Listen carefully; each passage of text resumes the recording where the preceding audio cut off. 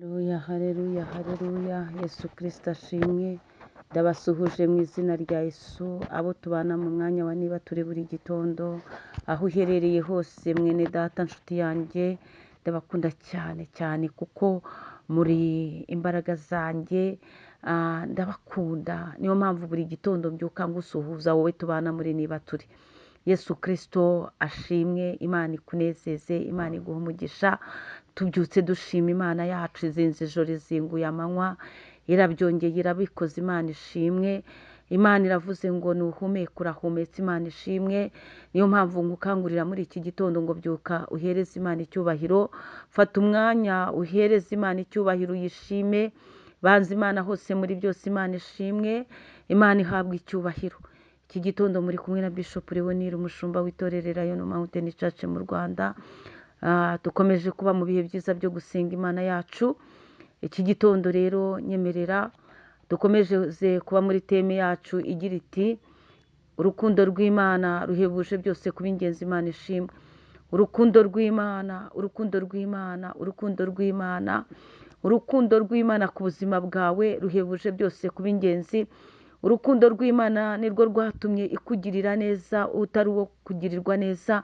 Urukundo rw'Imana nirwo rwayiteye kukubabarira bya byaha cyaha cyadihaguraga mu mutima wawe buri munsi. Urukundo rw'Imana nirwo rwatumye gukarabyira gukesha.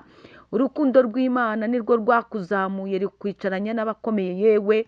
Urukundo rw'Imana nirwo rwatumye Imana iguha ijambo. Urukundo rw'Imana ruhebuje byose kuba ingenzi, Imana ishimwe. Urukundo rw'Imana nirwo rwatumye imbaraga z'Imana ku buzima bwawe, imbaraga z'Imana zinyuranya amaboko y'ibitavuga Imana ku buzima bwawe. Nshatse kuvuga ngo imbaraga z'Imana zaburijemo gukora kw'abanzi bawe. Imana nishimwe, si uko batabigambiriye, si uko batabikoze, ariko urukundo rw'Imana rwatumye Imana ikwimana. Imana nishimwe. Uyu munsi uri ikiremwa kidasanzwe. Uyu munsi abanzi bawe barabigerageje rwose, barabikoze kugira ngo ubeho ubabaye, ariko Imana yarakwimanye. Imana ishimwe, haleluya. Urukundo rw'Imana ruhebuje byose kuba ingenzi. Ndacyabikubwira, urukundo Imana igukunda wowe ubwawe, wowe turi kumwe muri iki gitondo cyane niba turi, wowe tubana buri munsi. Urukundo rw'Imana ku buzima bwawe ruhebuje byose kuba ingenzi.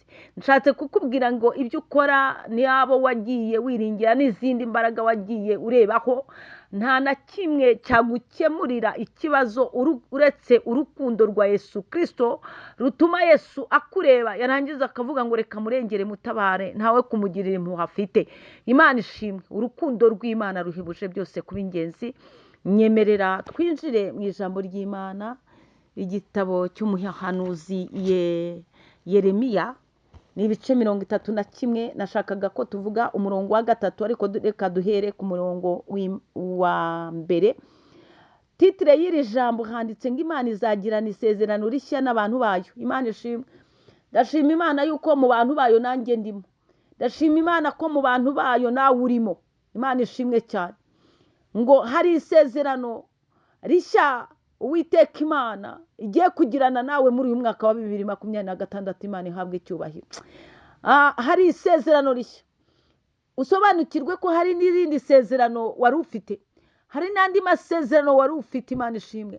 Ariko ngo hari isezerano rishya Imana yifuje kugirana nawe muri iki gitondo. Imana ihabwe icyubahiro. Reka dusome mu izina rya Yesu. Uwiteka aravuga ati, icyo gihe nzaba Imana y'imiryango ya Isiraheli yose, nabo bazaba ubwoko bwanjye. 2, uko niko Uwiteka avuga ati, abantu barokotse inkota baboneye ubuntu mu butayu, ari bo b'Isiraheli igihe nari ngiye kubaruhura. Imana ishimwe. Ijambo hano riratubwiye kuri uyu murongo wa 2 ngo hari abantu barokotse inkota baboneye. Iyo nkota bayiboneye ngo barayibonye, baboneye ubuntu mu butayu. Hari ikintu nawe wabonye, ubona urakirokotse, ubona urokotse urupfu, ubona urokotse ikigeragezo, ubona urokotse ikibazo, amaboko akomeye yaguhagurukiye. Ninkubwira ngo amaboko akomeye saya bafite amafaranga cyangwa abameze ukuntu, ndakubwira amaboko akomeye ni abantu bishyira hamwe, ni abantu bishyira hamwe kandi buzuye ubusagwe bw'urwango, bakishyira hamwe bakavuga, bakishyira hamwe bagakora ibyo kugutesha umutwe no kukuzungaguza muri iyi si.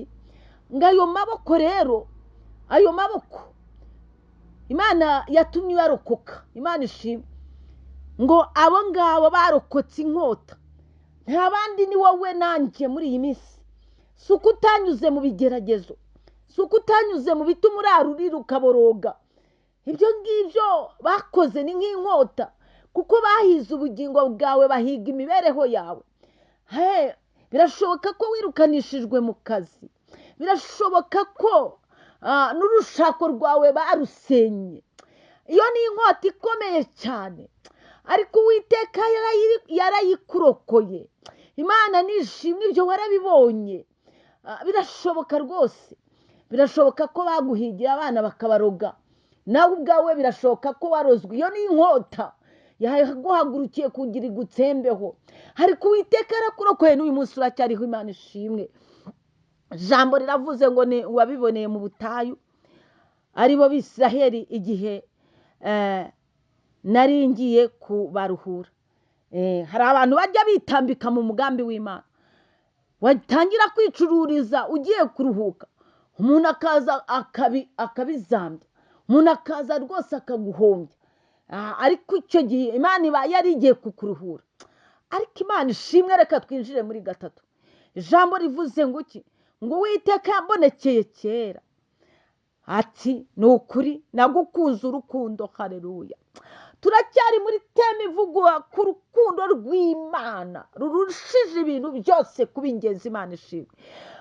Nagukunze urukundo ruhoraho. Imana ishimwe. Ibyo bagerageje gukora byose byari iby'agahe gato, ariko Uwiteka Imana yagukunze urukundo ruhoraho. Uwiteka Imana yadukunze urukundo ruhoraho. Imana ishimwe. Nagukunze urukundo ruhoraho. Ikibazo ni uko waba uri kugenda utazi ko Imana yagukunze urukundo ruhoraho. Ikibazo ni uko waba ukorera Satani utazi ko Imana yo ifite urukundo ruhoraho.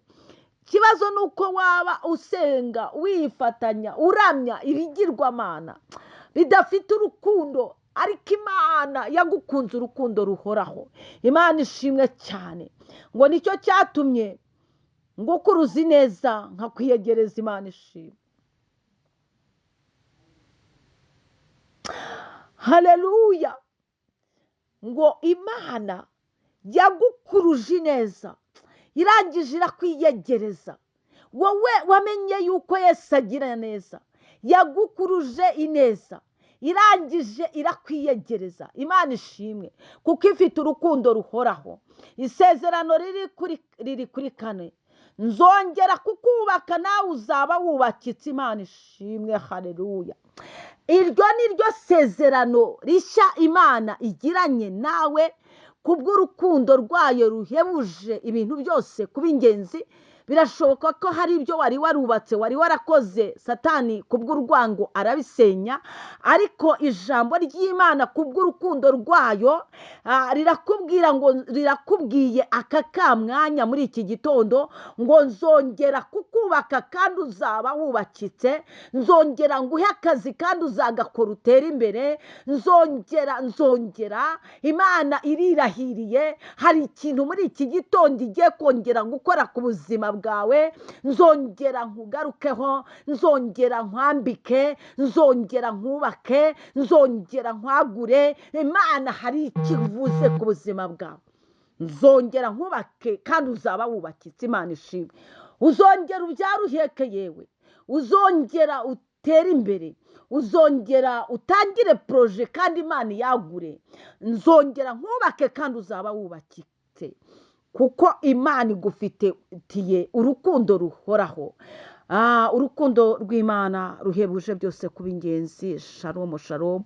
Muhahe muronke mugendane n'Imana. Ndabakunda cyane.